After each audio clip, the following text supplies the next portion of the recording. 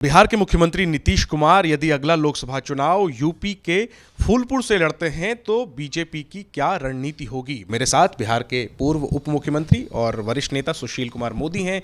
क्या रणनीति होगी सर बीजेपी की अगर यूपी पहुंचते हैं नीतीश कुमार, और ये जो खबर सामने आई है कि फूलपुर से वो किस्मत आजमा सकते हैं, इस पर क्या प्रतिक्रिया है? नहीं, अच्छा, हम तो चाहेंगे कि वो आएँ लड़ने के लिए और उनकी जमानत जब्त हो जाएगी। वो यूपी में कहीं से भी लड़ें, वो जमानत जब्त हो जाएगी इनकी, वो जमानत बचा नहीं पाएंगे।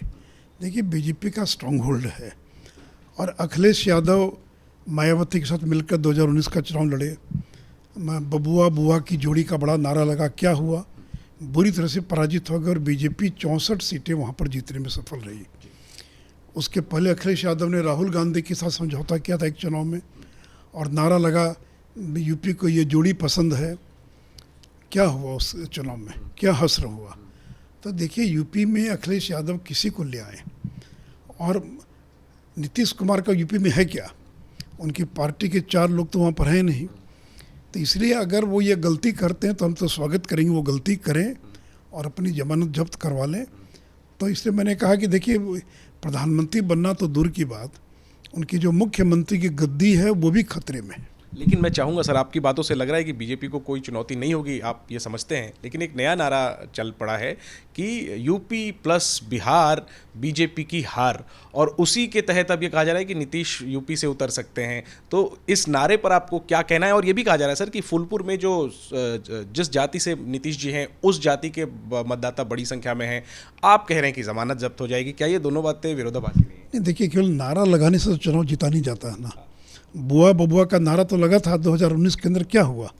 और मायावती से ज़्यादा ताकतवर तो नीतीश कुमार नहीं है, जिनकी पार्टी का 4 कार्यकर्ता भी नहीं है उत्तर प्रदेश के अंदर। तो इसलिए मैं तो स्वागत कर रहा हूँ कि आएँ, लड़े चुनाव और आजमा लें अपने भाग्य को और जमानत जब्त हो जाएगी। मैं आज चुनौती दे रहा हूँ कि छोड़िए फूलपुर, यूपी में जहाँ से भी लड़ना चाहें वो चुनाव, तो वो अपनी जमानत बचा नहीं पाएंगे। देखिए, नरेंद्र मोदी की हवा पूरे देश के अंदर है और लोग ये गलती नहीं करने वाले हैं। और नीतीश जी भी मुझे नहीं लगता ये गलती करेंगे कि वो फूलपुर चले जाएं चुनाव लड़ने के लिए। चले जाएं तो हमारे लिए और अच्छा हो जाएगा। बिहार को भी हम साफ़ कर देंगे, मुक्त कर देंगे जनता दल यू से, और यूपी में तो वो साफ़ है ही जो है। एक आखिरी में इस मसले पर कि आपको वैसे क्या लगता है, आप खुद अनुभवी राजनेता हैं, ये जो नई बात सामने आई है फूलपुर से नीतीश जी के लड़ने की, इसके पीछे आपको जेडीयू की क्या रणनीति नज़र आती है? नहीं, देखिए, मुझे नहीं लगता है कि नीतीश जी गलती करेंगे।